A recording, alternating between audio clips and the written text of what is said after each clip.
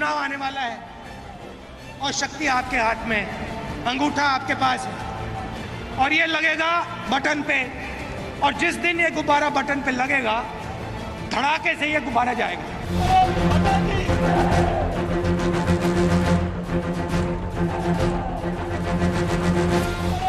हर बीतते दिन के बाद लोकसभा चुनाव करीब आता जा रहा है। जल्द ही चुनाव आयोग तारीखों का ऐलान कर सकता है। इस साल की शुरुआत से ही देश में लोकसभा चुनाव की सरगर्मियां तेज हो गई हैं। सत्ता पक्ष और विपक्ष के चाणक्य रणनीति बनाने में जुटे हुए हैं।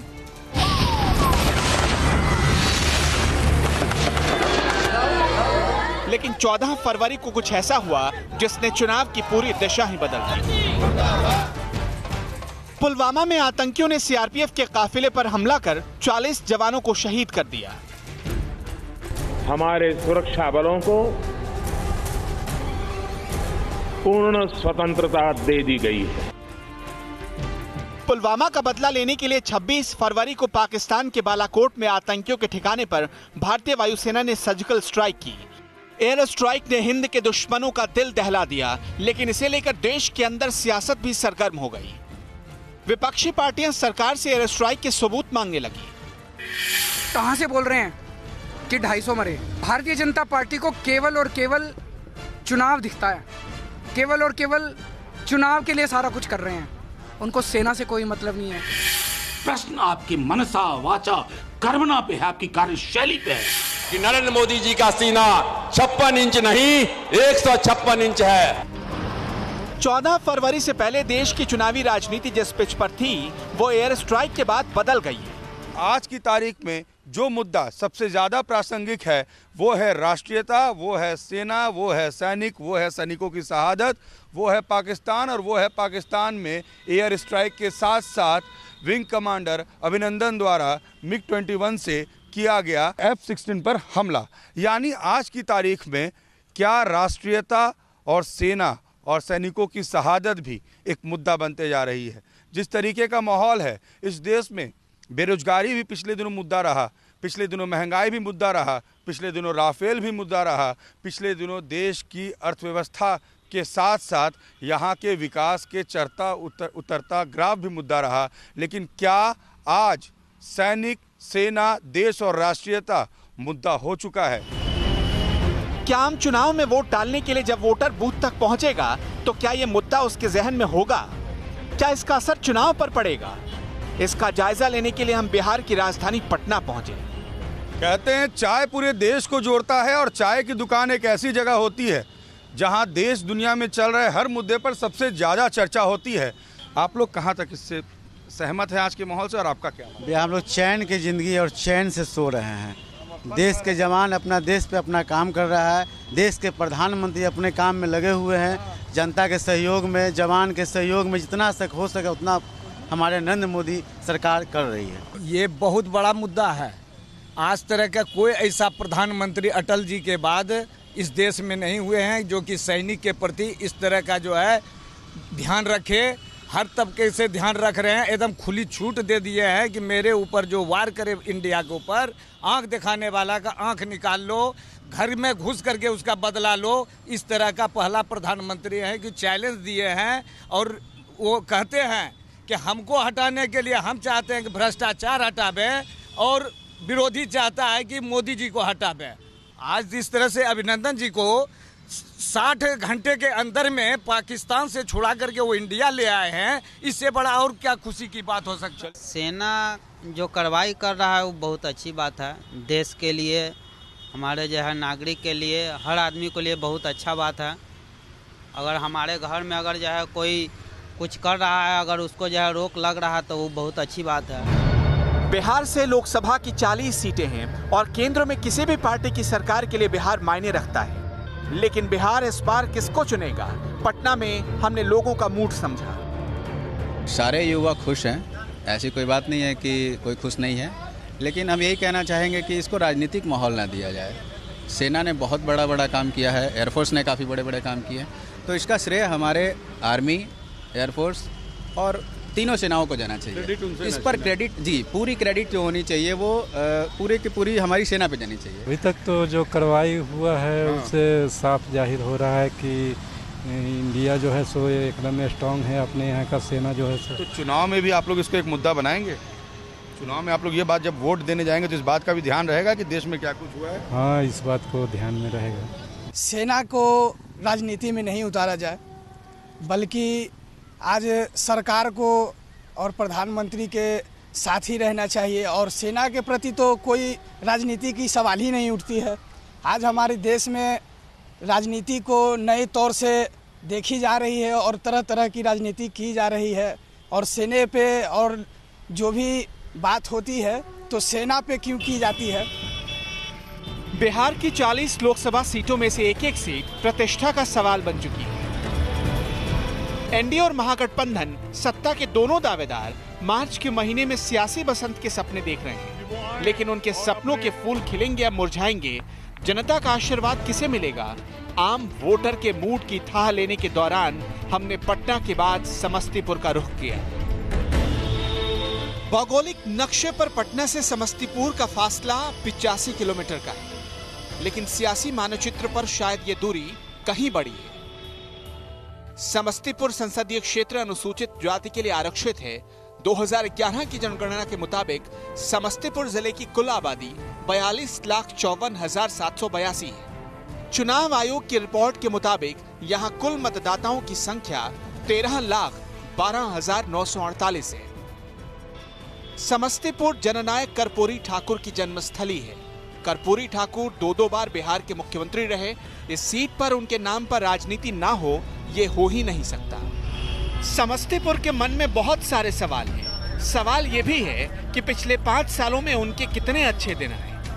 जनता स्याही लगी उंगली से सियासत की किस्मत लिखने की तैयारी में है और नेता जनता से किए जाने वाले वायदे की लिस्ट तैयार कर रहे हैं। समस्तीपुर का नाम देश की राजनीति में कई बार सुर्खियों में रहा।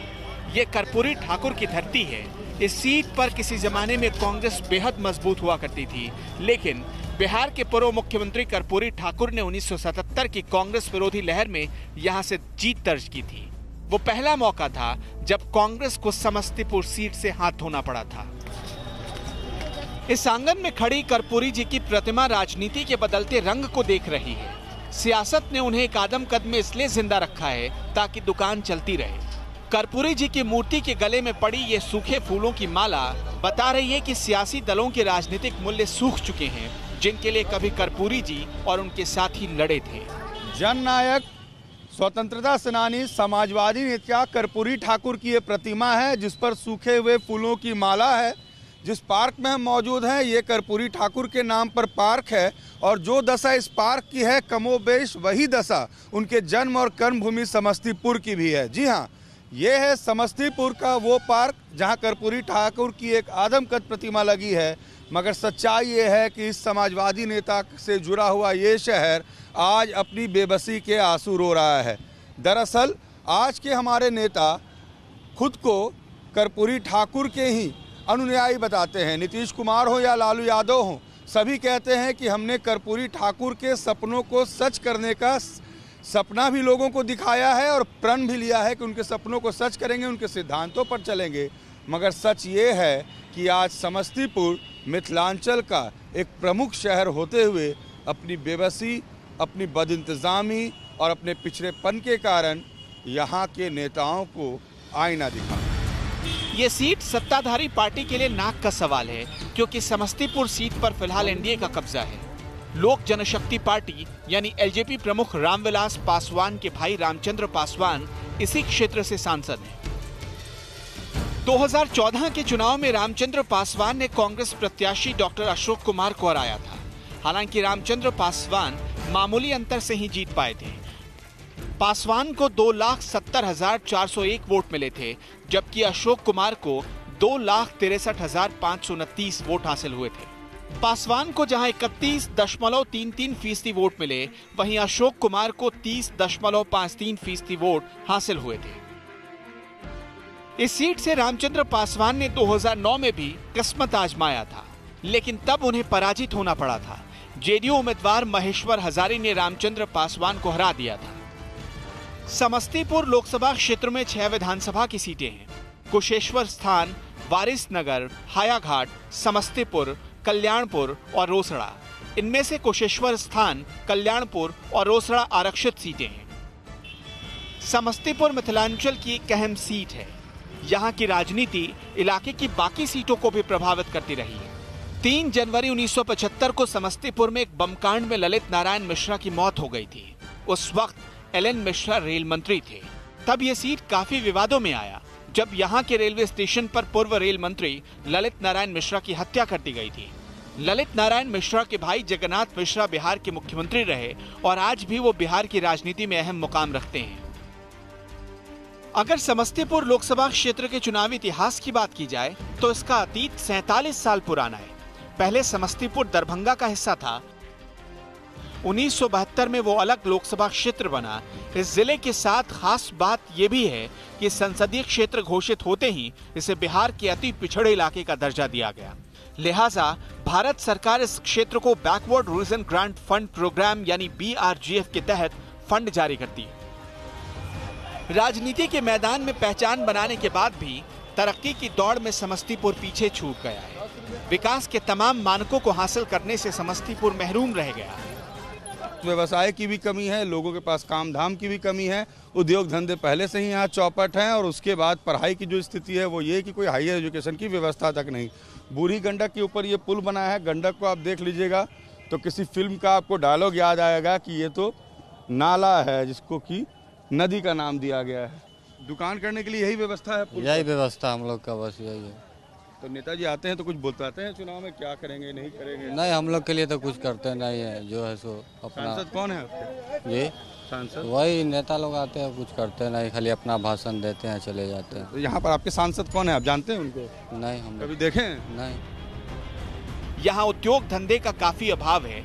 चीनी मिल बंद हुई तो सैकड़ों परिवारों के सामने भूखे मरने की नौबत आ गई। अब आलम यह है कि इस इलाके के पढ़े लिखे युवाओं को नौकरी के लिए पलायन करना पड़ता है। स्थिति जो है 1997 से के बाद से यहाँ उत्पादन बंद है। इस मिल के बंद होने से 1000 मजदूर जो इसमें काम करते थे उनकी रोजी रोटी तो चली गई। सबसे बड़ा नुकसान हुआ यहाँ के गन्ना उत्पादक किसानों को। बहुत सारे नेताएं आए, बहुत सारे हमारे मंत्री आए, यहाँ पर अपना अपना विचार दिए कि फैक्ट्री को चलाया जाएगा, लेकिन उनका यही आश्वासन तक ही सीमित रहा। पूरे करीब सारे उद्योग बंद है। ये पहला तो चीनी मिल समस्तीपुर बंद हो गया जो कि बिहार सरकार के अंडर में चलता आ रहा था, और यहाँ बगल में पेपर फैक्ट्री है वो भी समतल जैसा हो गया है। जूट मिल भी बंद है। आपके बगल में दलसिंह सराय में सिगरेट फैक्ट्री वो भी बंद है। करीब सारा ही उद्योग बंद है। समस्तीपुर सीट पर तकरीबन सभी पार्टियों को मौका मिला, लेकिन शायद तमाम पार्टियों के नेता वोट लेने के बाद पब्लिक की परेशानी को जैसे भूल गए। समस्तीपुर के वोटर्स का एक बड़ा हिस्सा ऐसा है जो न तो कांग्रेस के साथ है और न ही बीजेपी के साथ। उसे न तो आरजेडी पसंद है और न ही जेडीयू। शायद यही वजह है कि 2014 के चुनाव में यहाँ के वोटरों ने नोटा के विकल्प का भरपूर इस्तेमाल किया था। समस्तीपुर लोकसभा क्षेत्र में जितने वोट डाले गए थे उसके तकरीबन 3.38% वोट नोटा के खाते में गए थे। इस चुनाव में खास बात यह भी रही कि जेडीयू के ज्यादातर वोट एलजेपी को ट्रांसफर हुए, जबकि कांग्रेस के खाते में उसके कोर वोट ही गए। बिहार में इस बार सियासी समीकरण पिछले चुनाव से अलग है। 2014 में नीतीश की पार्टी अकेले चुनाव मैदान में थी। इस बार फिर से बीजेपी के साथ चुनाव लड़ने जा रही है। मुकाबला कांटे का होने वाला है, क्योंकि एनडीए के सामने आरजेडी, कांग्रेस और आरएलएसपी जैसी पार्टियां विरोध में खड़ी होंगी। 2014 के आंकड़ों के हिसाब से देखें तो बीजेपी, जेडीयू और एलजेपी का कुल वोट शेयर 50% से ज्यादा होता है। इस गणित के हिसाब से एनडीए महागठबंधन से आगे निकलता हुआ दिख रहा है। पाकिस्तान के खिलाफ सर्जिकल स्ट्राइक के बाद लोगों के मूड से लग रहा है कि आरजेडी कांग्रेस के महागठबंधन को एनडीए ने धोबी पछाड़ लगा दी है। चुनाव से पहले ही नतीजों की तस्वीर बहुत हद तक साफ दिख रही है। वीडियो जर्नलिस्ट सत्येंद्र के साथ रजनीश सिन्हा, न्यूज नेशन, समस्तीपुर।